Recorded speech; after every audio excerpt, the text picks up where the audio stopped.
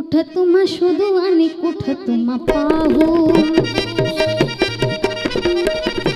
कुठं तुम्हा शोधू आणि कुठं तुम्हा पाहू, लावणीचे धडी आता कुठं कसं घेऊ.